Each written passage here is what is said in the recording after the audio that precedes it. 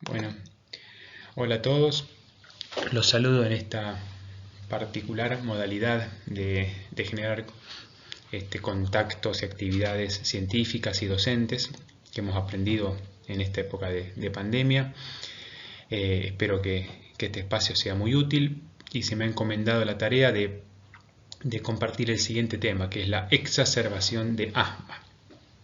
Atendiendo que son colegas en formación en medicina respiratoria, en estos primeros módulos se me invitó a entregar herramientas, en este caso básicas y un poquito más en cuanto a lo que es el tratamiento de la crisis de asma.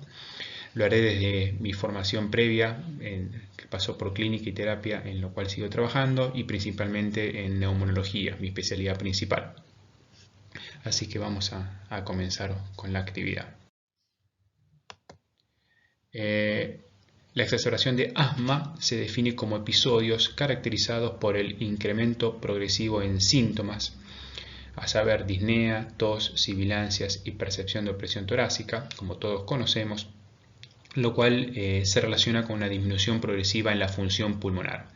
Como también citan las guías más conocidas de asma, esto presupone un cambio en el estado habitual del paciente que es suficiente como para justificar algún acto terapéutico, y se pueden presentar en pacientes con asma conocidos o como debut de la enfermedad.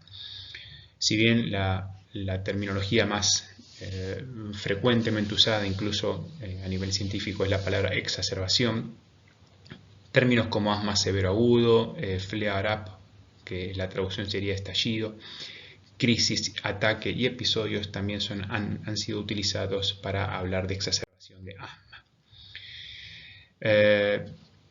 La primera pregunta podría ser: ¿cuál es la importancia de esto? ¿El asma y su exacerbación es frecuente y su impacto es alto a tal punto de poder ocasionar mortalidad? Y la verdad que sí, hay muertes en Argentina por asma. Sí las hay. Estas estadísticas del Instituto Nacional de Enfermedades Respiratorias Emilio Coni, citadas por las direcciones estadísticas del Ministerio de Salud, habla que en el año 2018 hay un registro de 380 muertes por asma. En este gráfico de tasas vemos que a mayor edad, mayor mortalidad por asma, con el aliciente que esta cifra viene disminuyendo con el paso de los años. En el año anterior, el 2017, la mortalidad fue de 410 en valor absoluto. Este gráfico de tasas, que ilustra más de 30 años de evolución de la mortalidad, muestra esta gratificante noticia, que hay un descenso anual promedio de más de un 5% en la mortalidad por asma. Probablemente por las mejorías en el tratamiento, habría que analizar si en el acceso al mismo también, y el cambio de paradigma en la concepción del asma como enfermedad inflamatoria y los mejores tratamientos dirigidos. Pero hay mortalidad por asma en descenso, pero es una de las cosas a evitar en el tratamiento de la exacerbación de asma. Los 5 pasos que trataremos de abarcar en esta charla son la definición y las causas, que algo ya hemos hablado, los factores de riesgos y 3 puntos de tratamiento, que es el principal objetivo de esta disertación. En su formación neumonológica y en el actuar neumonológico, nosotros tenemos gran rol en lo que es la detección de los factores de riesgo, en evitarlos, en corregirlos y en inducir los tratamientos autoadministrados y el plan de acción. Quizás no tenemos tanta acción en el tratamiento en atenciones primarias, en la guardia o en terapia intensiva, donde el rol de clínica, emergentología e intensivistas es un poco más fuerte, pero probablemente muchos de nosotros hemos trabajado, trabajemos y trabajaremos en esa instancia, y la neumología está creciendo mucho, extendiendo su rol en todas las áreas, no solo asistencial, sino a nivel formativo, como está creciendo también el trabajo interdisciplinario. Así que todos estos puntos nos tocan en algún grado. Ya hemos definido lo que es la exacerbación de asma. Esto se relaciona con la definición de la patología en general, que por supuesto van a ir tomando en más de una oportunidad durante la formación neumonológica. El GINA 2021 sigue definiendo el asma como una enfermedad heterogénea, inflamatoria de la vía aérea, Son los dos puntos más importantes para entender la fisiopatología y los nuevos tratamientos, pero con dos elementos más: la presencia de síntomas respiratorios que varían en el tiempo y en intensidad, y la limitación al flujo aéreo expiratorio variable, variables útiles para el diagnóstico y para justificar también la aparición de este cuadro clínico que es la crisis asmática, la exacerbación. La exacerbación de asma se puede presentar por varios motivos. Una forma sencilla de agrupar estos desencadenantes es pensar si son agentes externos o si tiene que ver con la pobre adherencia a la medicación del paciente. Dentro de los triggers externos, las infecciones respiratorias virales son por supuesto los más frecuentes, pero también se ha descrito el rol de la exposición a alérgenos, la alergia alimentaria, la polución ambiental, los cambios estacionales, bueno, y como dijimos arriba, la pobre adherencia al tratamiento como el corticoide inhalado, y también hay cuestiones poblacionales y epidémicas que pueden estar relacionadas con la aparición de exacerbaciones de asma. En el segundo punto vamos a analizar un poco los factores de riesgo de exacerbación y de muertes por asma. O sea, qué factores incrementan la posibilidad de ocurrencia de una exacerbación de asma, y en particular la que más tenemos que evitar, la exacerbación severa y la muerte por asma. Eso está escrito en las guías, en China, en GEMA y en muchos trabajos. Y quizás podemos tratar de ver cuáles son estos puntos y analizar un poquito cada uno. La historia de asma casi fatal y requerimiento de intubación orotraqueal y ventilación mecánica previa aumenta el riesgo de muerte por asma y de una exacerbación severa. De la misma manera, la hospitalización o visita a la guardia en el año anterior también lo hace.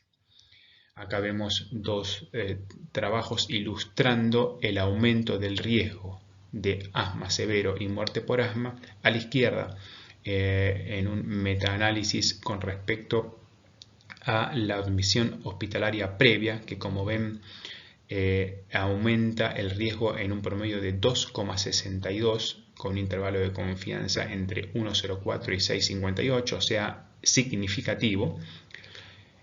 Y con mayor peso la ventilación mecánica previa. El riesgo relativo es 6,69 y la P, dado el intervalo de confianza lejano al 1, menor a 0,0001.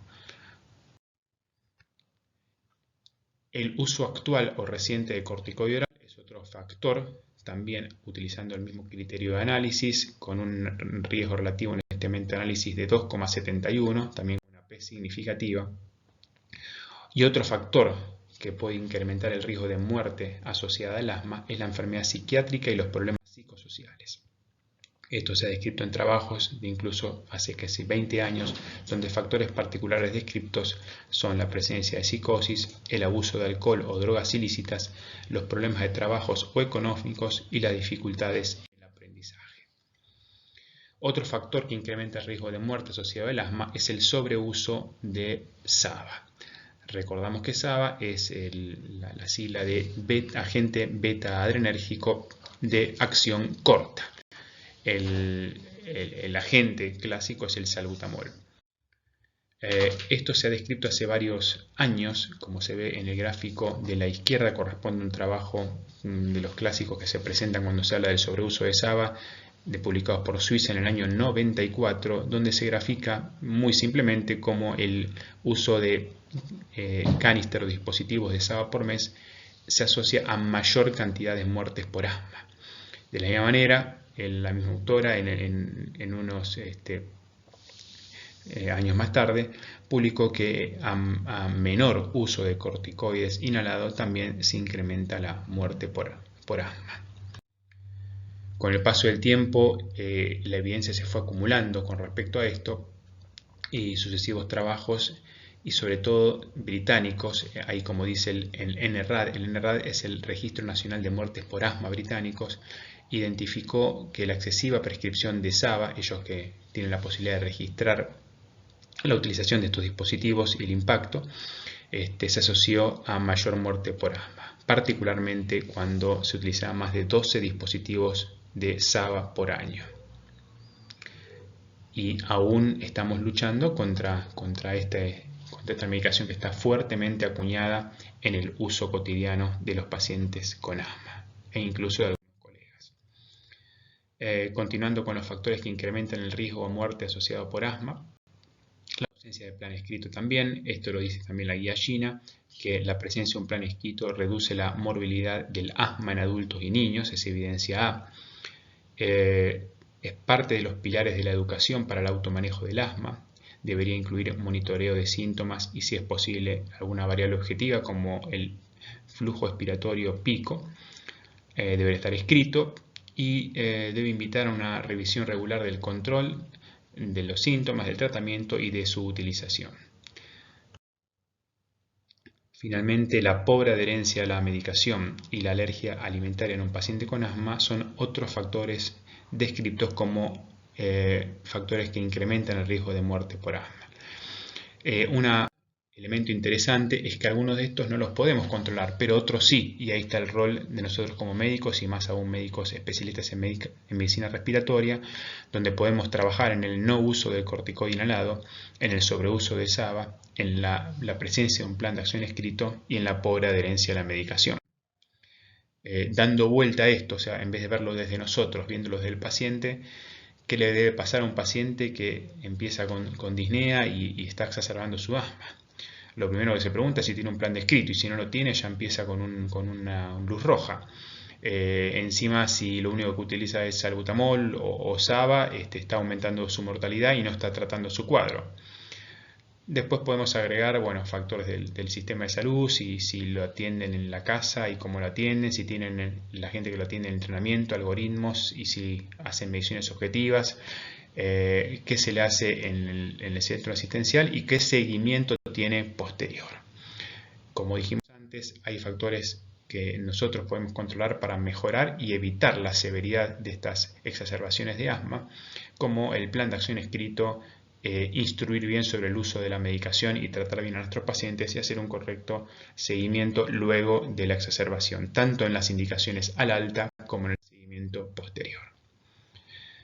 Dicho esto, vamos a pasar a los tratamientos propiamente dichos. El primer punto podría ser el tratamiento autoadministrado o el plan de acción, antes de que llegue a la institución. Como dijimos, el SHINA lo estimula, y todas las guías fuertemente. Se requiere un plan de acción escrito monitorizando síntomas e idealmente función pulmonar, siendo útil la pauta tipo semáforo con colores que estimula al paciente a ver si está en un estado rojo, verde o amarillo. Con criterios para incrementar la medicación, que varía de paciente en paciente,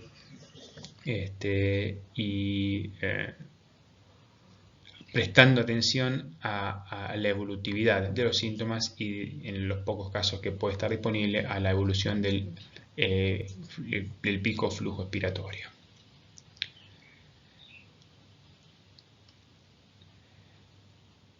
En virtud de la nueva evidencia, se puede usar una combinación de corticoide inhalado LABA como medida inicial, pensando en esto de que el sobreuso de SABA puede aumentar la mortalidad, o sea, para desestimular el manejo espontáneo con salbutamol. Y la respuesta es sí. Ya el SHINA 2020 y el de este año que ya está disponible, subraya que el rescatador preferido en los pacientes es una combinación de corticoide inhalado con formoterol, según la necesidad. A su vez, es también esta combinación el controlador preferido, así que la respuesta es sí. Uno puede establecerle pautas de aumento de uso de esta medicación. Recordamos que el formoterol, a diferencia del salbutamol, es un LABA, no un SABA, o sea, un agonista beta-adrenérgico de acción larga, long acting, pero con la ventaja que tiene un efecto de acción igual que el salbutamol, de 3 minutos. Incluso hay algunos algoritmos, este es un algoritmo presentado en una monografía en el Congreso Europeo del año pasado, en donde algunos pacientes podrían ser solamente guiados a utilizar budesonide formoterol. Este es un algoritmo no como el SHINA para todo el tratamiento, sino para el uso de esta combinación de corticoide inhalado LABA, donde se le explica al paciente cómo hacer el aumento de la medicación, el step up, o la disminución, el step down, según su estado clínico. Y según el uso de corticoide inhalado LABA como medicación de rescate, establecer la pauta de su utilización como medicación controladora. También en este capítulo del plan de acción del manejo autoadministrado debe contemplarse la posibilidad de usar el corticoide oral.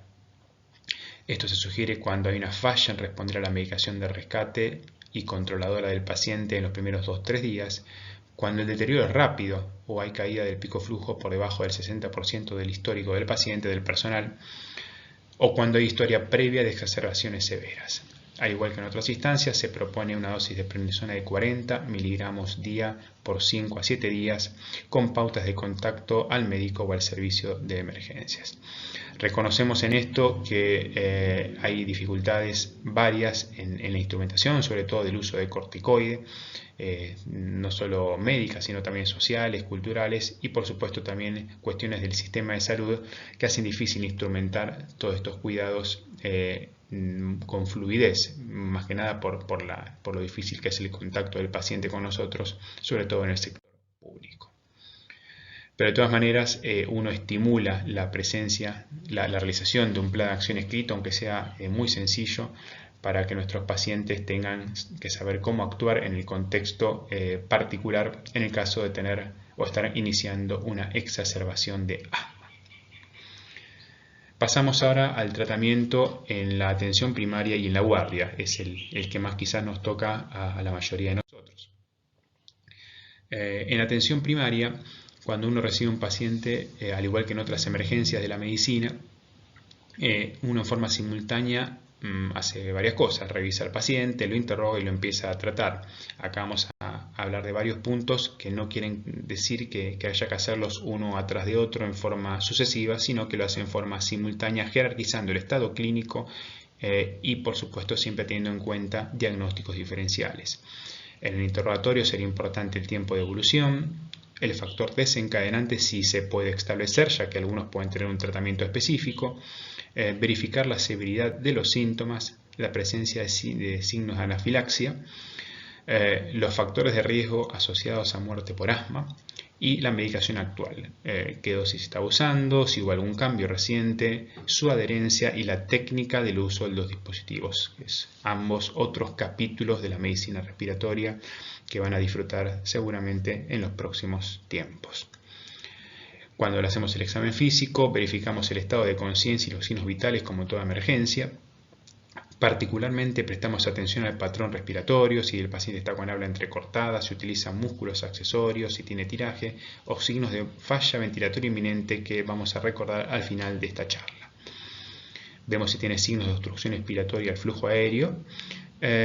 Pensamos en diagnósticos diferenciales y complicaciones y si podemos determinamos la saturación y el pico flujo. Recordamos que estamos hablando de la exacerbación de asma en atención primaria, en centros de menor complejidad.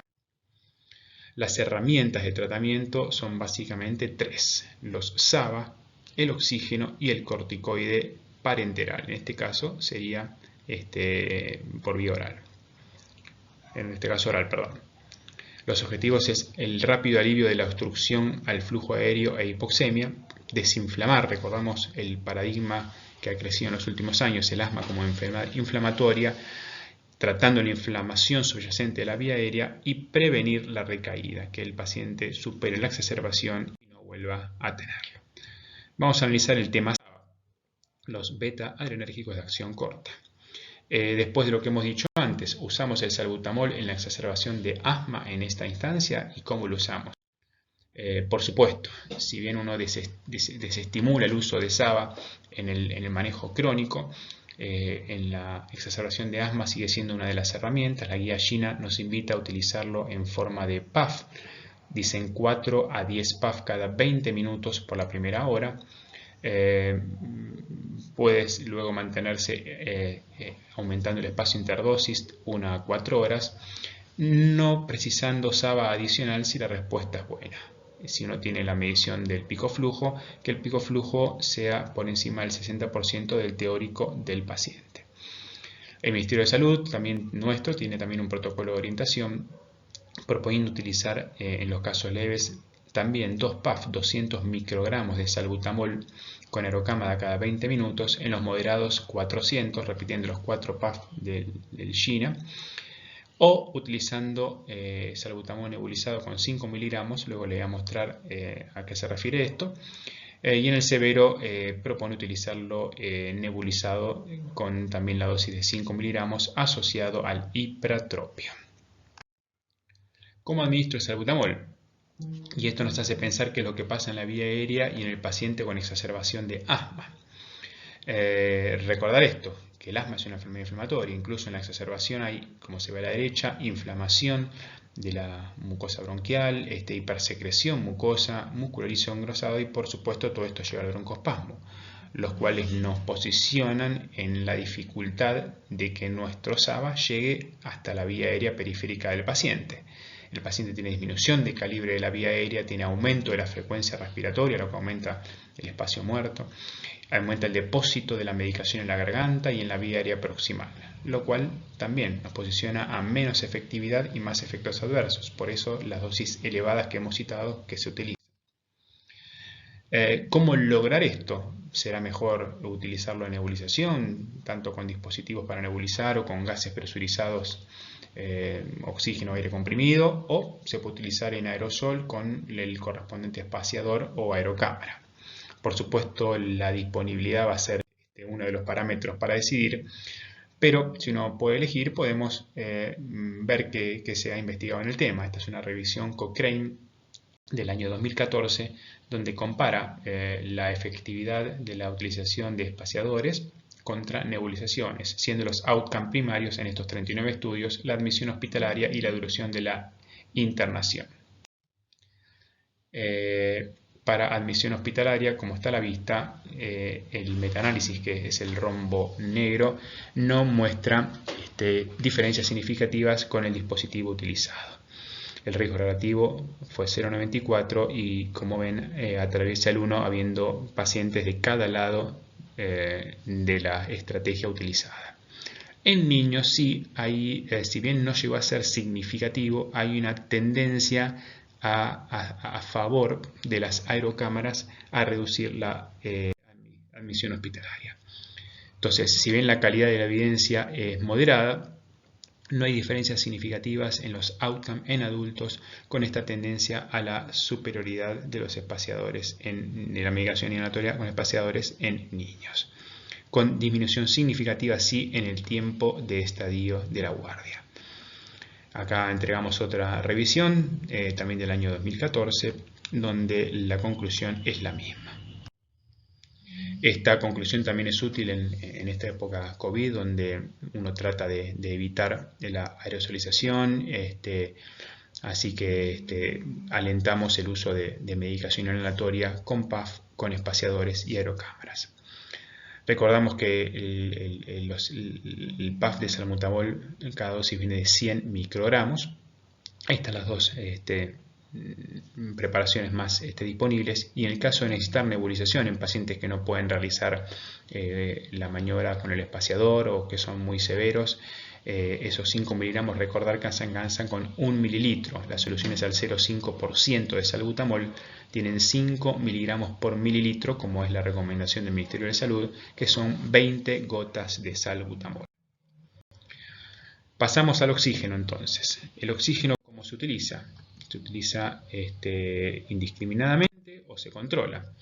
Y sí, idealmente es controlar, como dicen las guías chinas, la saturación, que esté entre 93 y 95%. El target puede ser mayor en los niños y, como dice abajo, traspolándolo de algunas guías de ira hipoxémica, de otras guías, un mayor valor para embarazadas. En pacientes hospitalizados incluso hay mejor evolución utilizando oxígeno, ajustando a SpO2, que con alta concentración, como puede ser FiO2 1, ser oxígeno no controlado. Esto es evidencia A. Por lo tanto, no dejar de utilizar la oximetría de pulso en el monitoreo de la exacerbación si está disponible, recordando que estamos hablando de atención primaria, aunque nos metemos un poquito en la guardia externa. Los estudios que soportan esto muestran que la utilización de oxígeno en el caso de la izquierda a un flujo mediano de 8 litros por minuto con respecto a uno con monitoreo de la SP2 tienen un menor incremento de la CO2 expirada, Y en el trabajo de la derecha, comparando FIO2 28 contra 1, que si bien son extremos, también hay un incremento significativo de la PCO2 y un decremento incluso del pico de flujo en el paciente que se utilizó más oxigenoterapia.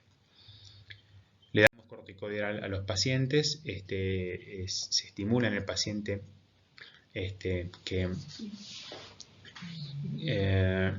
está siendo atendido en la atención primaria el uso de corticoide, si su severidad y si el paciente venía incrementando su medicación, o sea, como dijimos antes, solamente no se utilizan en los cuadros leves que se resuelven con muy poca medicación broncohilatadora, y la dosis es la misma, 1 miligramo kilo de prednisona en nuestro medio, que viene por vía oral, hasta un máximo de 50 miligramos. Esto se mantiene por 5 a 7 días.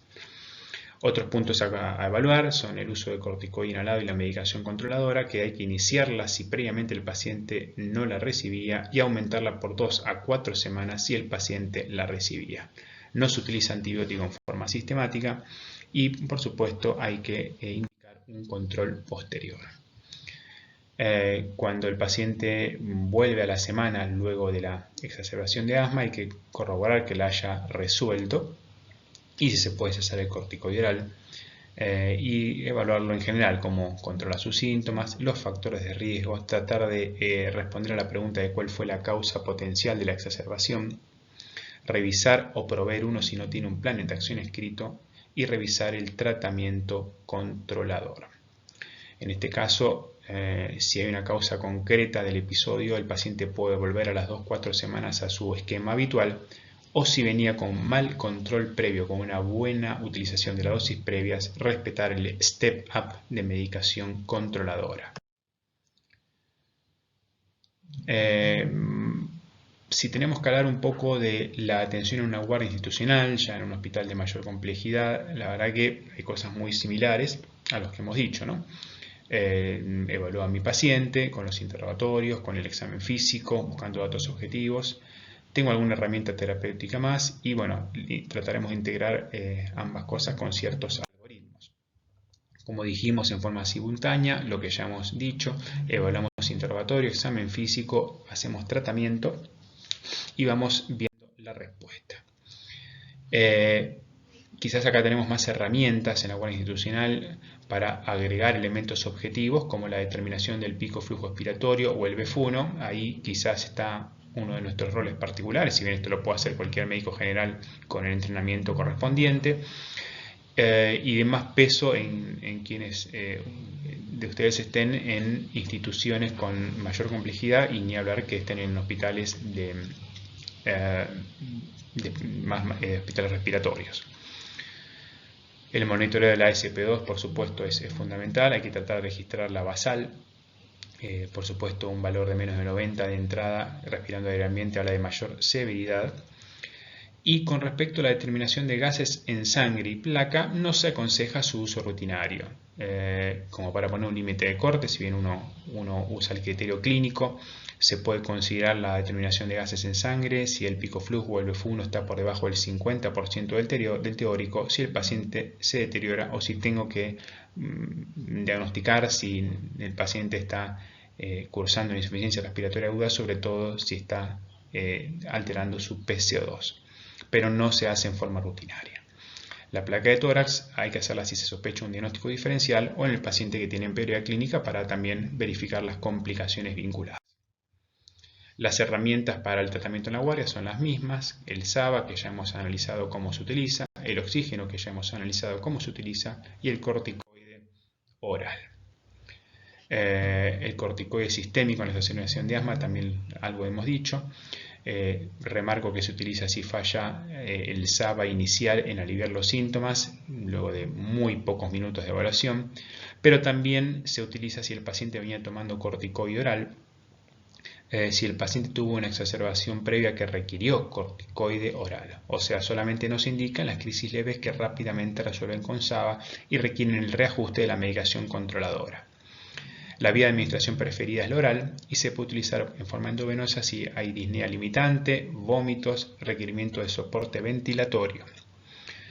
También la dosis la hemos dicho, con un máximo de 50 miligramos de prednisolona que es casi similar a la prednisona nuestra, o se puede dar, si utilizamos la vía endovenosa, hidrocortisona 200 miligramos en dosis dividida y se mantiene por 5 a 7 días.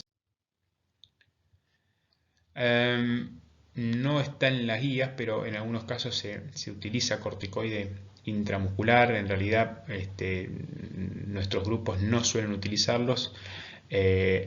A la hora de preguntarnos si está bien lo que hacen algunos de lo que hacen, suena una alternativa interesante si el paciente no tiene acceso a seguir con corticoide oral porque no se lo podemos dar o porque no lo puede comprar. Y para darle un marco científico a esto, acá hay una revisión Cochrane del año 2018 que revisa 9 estudios con varias limitaciones porque son diversos corticoides, no se evalúan equivalencias y son de estos 9, 5 estudios en adultos. Pero como dato interesante, no hubo superioridad ni inferioridad al corticoide bioral con similar perfil de efectos adversos, aunque se estimula a más trabajos.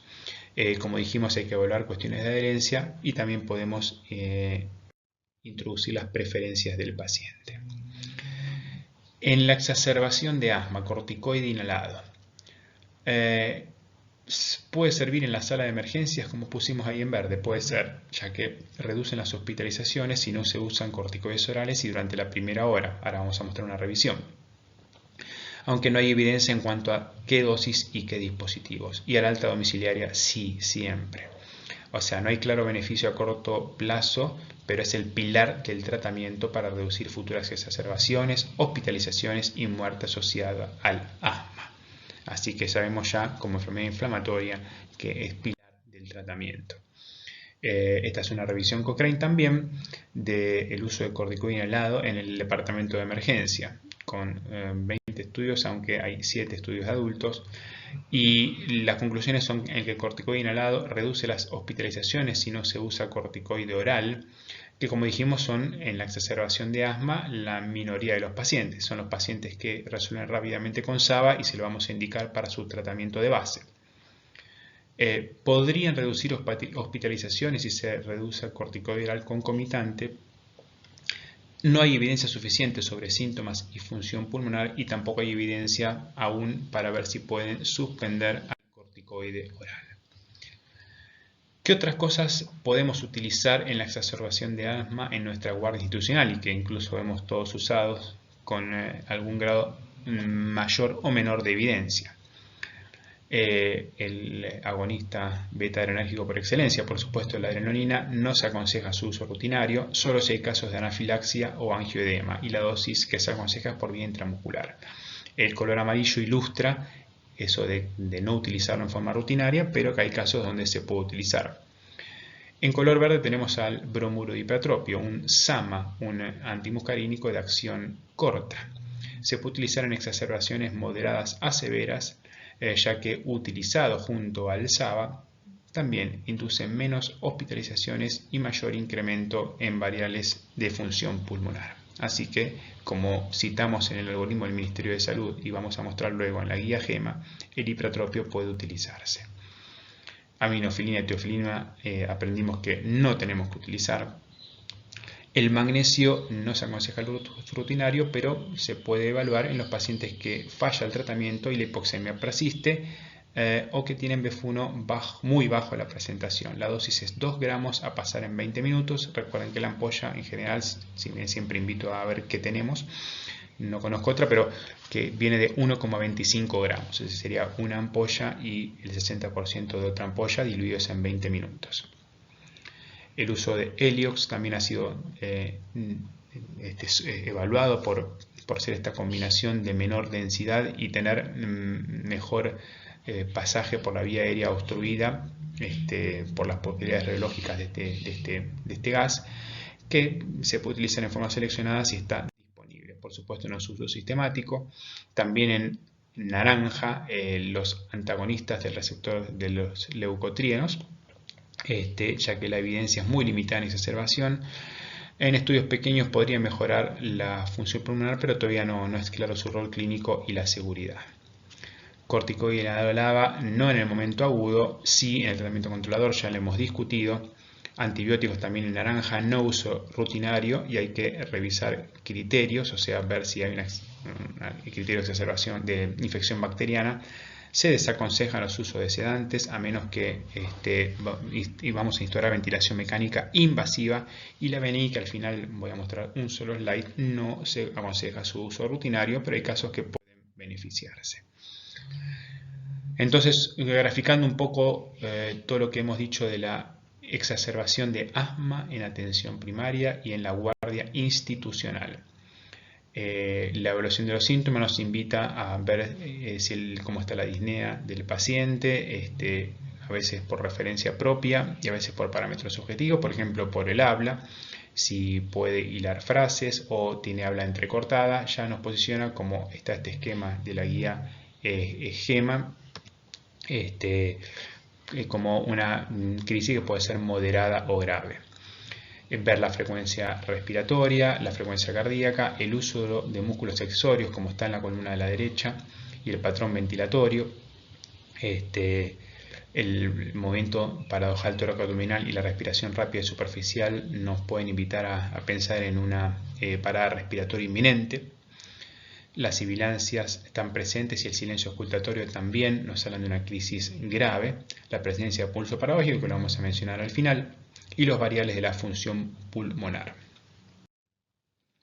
Es así que, por presentar un algoritmo, si bien se pueden consultar lo de Gina, este es el de GEMA, lo del Ministerio de Salud, remarcamos, como está a la izquierda, que las crisis leves, si tenemos medición de la función pulmonar con un pico flujo mayor al 70% del paciente, se puede manejar con SABA, como hemos dicho, únicamente. Las crisis moderadas, oxígeno según saturación, SABA y SAMA, corticoide sistémico e inicio luego de corticoide inhalado, quizás si se va de alta con LABA. Siempre evaluando la respuesta al tratamiento en forma dinámica. En esta guía GEM me invitan cada 30 minutos y según la reevaluación del paciente ver el paso a seguir. Este algoritmo queda por supuesto en la presentación, pero lo pueden citar, lo pueden revisar en las guías. ¿Dónde continuar la atención? Si el paciente mejora clínicamente y si tengo función pulmonar post-tratamiento mayor del 60%, le puedo dar el alta, considerando factores de riesgo y de seguimiento. Si el paciente no mejora y la función pulmonar está debajo del 40%, tengo que decidir la internación. Si bien está en rojo, no implican terapia intensiva. Los criterios son los que vimos antes y vamos a repasar luego. Y en amarillo, seguir tratándolo si el paciente está en el medio. Factores que ya nos invitan a considerar una internación, citados por Gina mismo: el sexo femenino, la edad avanzada y la raza no blanca son factores de mayor severidad. El uso de más de 8 PAF de SABA durante las 24 horas anteriores, la severidad de la exacerbación, la historia pasada de exacerbaciones severas y visitas previas a emergencias requiriendo corticoide oral. Una vez que el paciente resuelve esta exacerbación en la institución, también se lo invita al control a la semana con los mismos criterios que vimos antes. Ver si resolvió la exacerbación y revisando los factores de riesgo, la causa de la misma, si tiene un plan de acción escrito y el tratamiento controlador. Esto es lo mismo que hemos mostrado antes. Revisar además si el paciente conoce y reconoce su enfermedad, si se puede identificar la causa de la exacerbación, corregir factores modificables, incluso el tabaquismo, ver las comorbilidades, la comprensión de la importancia y el modo de uso de la medicación. Esto es clave en nuestro actuar neumológico, la técnica de la misma, herramientas de control y la presencia de plan de acción. Para ir finalizando, vamos a hablar unas palabras del tratamiento en la unidad de cuidados intensivos y de lo que es el asma potencialmente fatal. Mostrando algunos datos de prevalencia en Estados Unidos, de 2 millones de visitas por exacerbación de asma a guardias por año, esto es una publicación del 2018, 4% requirieron UTI y un tercio de ellos, es decir, 1,3% del total, intubación orotraqueal y ventilación mecánica invasiva. La sobrevida que observaron fue entre 80 y el 100% según las series, pero uno, más allá de evitar la exacerbación severa, también apunta a que la mortalidad por asma sea cero, siendo una enfermedad tratable, y deseando tratar las complicaciones y un tratamiento rápido y efectivo de la exacerbación.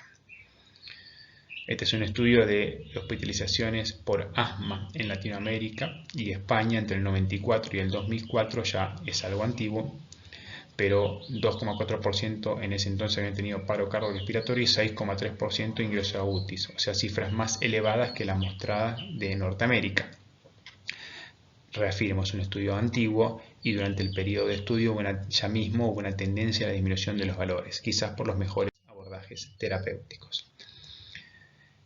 Gustavo Rodrigo define como asma potencialmente fatal o asma casi fatal, es un término que se ha acuñado en las décadas anteriores, en estas exacerbaciones severas de asma, aquellas exacerbaciones que ponen en riesgo la vida del paciente, que requieren reanimación cardiopulmonar, ventilación mecánica, ingreso a UTI, tienen hipercapnia o acidosis.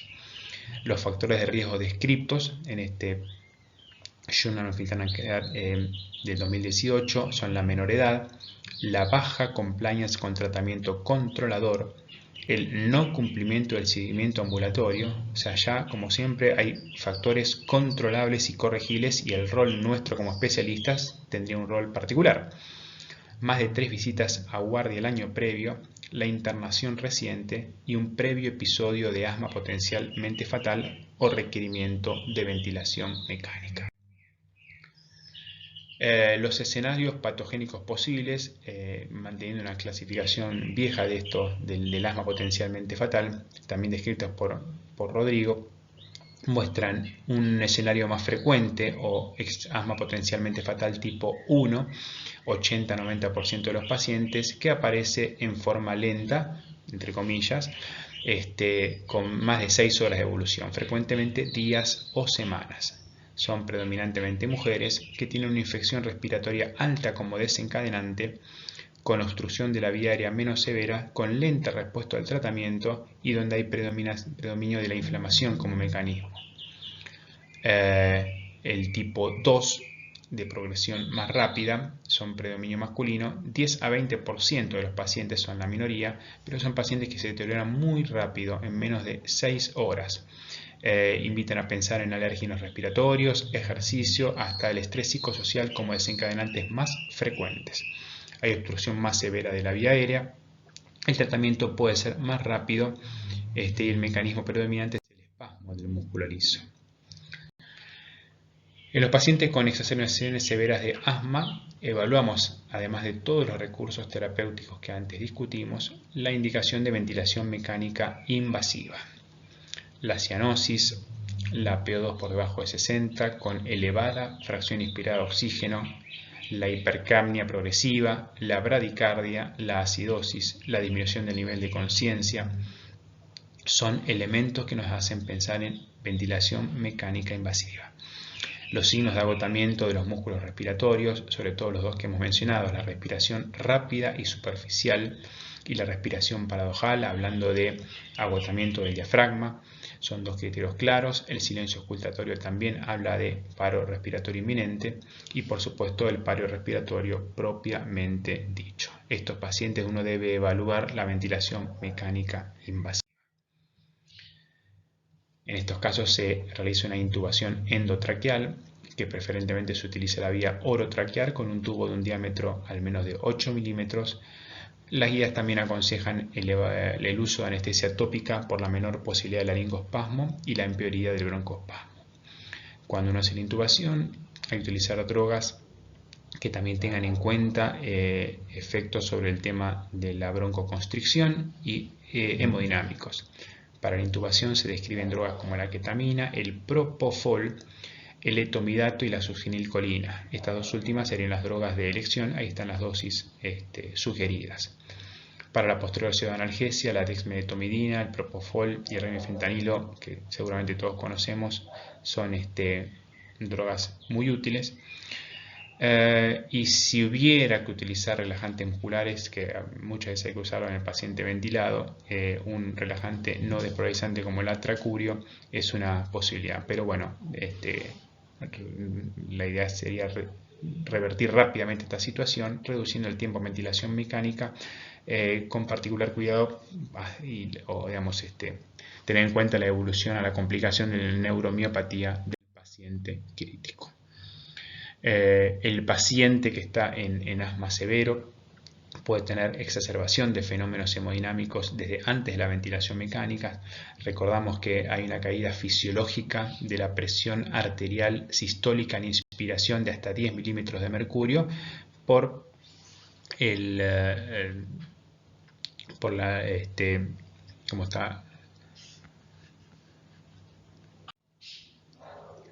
incremento de la precarga del ventrículo derecho que se produce en inspiración y el desplazamiento del septum interventricular. En los pacientes con exacerbación severa, estos fenómenos hacia la inspiración y el aumento de la presión intratorácica por el atrapamiento aéreo, que disminuye el retorno venoso, también agravado por la deshidratación y eventuales complicaciones, exacerban esta diferencia inspiratoria que se llama pulso paradójico. Es un signo de gravedad de la exacerbación de asma.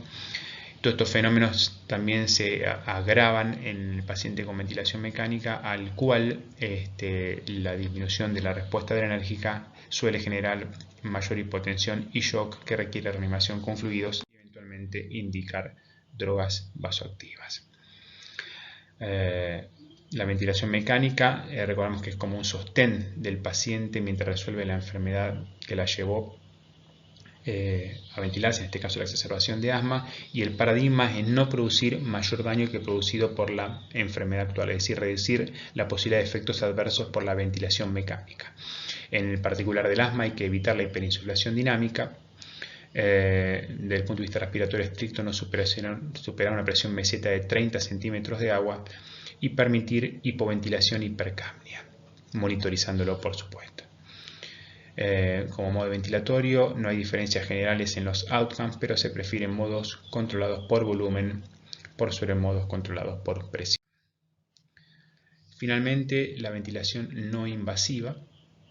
En el asma, recordamos que la ventilación no invasiva es aquella que proporciona un soporte con presión positiva ventilatoria sin una vía aérea artificial. El uso de BiPAP presupone el seteo de dos niveles de presión, uno inspiratorio y uno expiratorio, y el de CPAP un nivel de presión positiva continua en la vía aérea. En realidad, la ventilación no invasiva aprendimos en la década de los 90, que es una de las herramientas fundamentales que ha cambiado la evolución de los pacientes con exacerbación de EPOC, y se ha tratado de traspolar su utilización en esta situación y en la fisiopatología de la EPOC, que tiene un importante rol en el trabajo respiratorio y en el atrapamiento aéreo. Sin embargo, en asma los resultados no han sido los mismos. Estamos hablando de una enfermedad con una respuesta más dinámica, donde hay una broncoconstricción, una obstrucción al flujo aéreo reversible. Así que la recomendación no es general como ha sido en la EPOC. Probablemente existan tres escenarios, como dice ahí, tomado de esta monografía de la ERCI-ATS sobre el uso de BNI en insuficiencia respiratoria aguda. Muy interesante porque habla la BNI en cada patología. En el asma hay pacientes que mejoran rápidamente, pacientes que empeoran rápidamente con criterios de respuesta a la ventilación, con criterios de indicación de ventilación mecánica invasiva, y pacientes con lenta respuesta, los cuales son los que podrían beneficiarse al uso de BNI. Dentro de los fenotipos de asma descritos serían quizás los pacientes con algún grado de obstrucción crónica al flujo aéreo. La conclusión general de esta guía es que no hay una recomendación sobre el uso de BNI para ir asociado al asma, que la evidencia es incierta. Acá se muestra, por ejemplo, arriba, que no hay cambios con respecto a la indicación de intubación en el uso de la BNI, e incluso puede haber algún efecto deleterio sobre algunos parámetros de función pulmonar. Bueno, este es lo que puedo compartir en cuanto a la exacerbación de asma como charla básica, en cuanto a la definición, en cuanto a sus factores de riesgo, en cuanto a los recursos de tratamiento que tenemos, tanto en lo que es el manejo autoadministrado por el paciente, la asistencia en instituciones de menor y de mayor complejidad y una mínima introducción a lo que es el asma potencialmente fatal y los pilares del manejo en terapia intensiva. Quizás recordar como conclusiones que esta situación es importante tener en cuenta. La exacerbación de asma tiene morbilidad y mortalidad. Reconocer que hay factores que aumentan su riesgo, algunos de los cuales podemos corregir ya como neumonólogos fuera del tratamiento de la exacerbación. Entre ellos seguimos aprendiendo que el sobreuso de SABA fuera del tratamiento institucional es un factor de riesgo, que hay alternativas superiores para el rescate y el manejo inicial de la exacerbación leve bajo un plan de acción escrito, y que como enfermedad inflamatoria el corticoide inhalado es pilar del tratamiento, requiriendo el uso de corticoide oral las exacerbaciones no leves. Como dijimos al final, el pilar del soporte ventilatorio en asma potencialmente fatal radica en no producir mayor daño adicional mientras se supera el evento. Y como siempre, el rol del abordaje interdisciplinario y el rol activo del neumonólogo en lo que es este tema de la exacerbación de asma. Estos mensajes quizás escapan al manejo propiamente dicho de la crisis asmática, pero no quería dejar de darlos como para ilustrar la importancia de este tema en el actuar cotidiano de nuestra especialidad, la neumonología. Bueno, muchísimas gracias.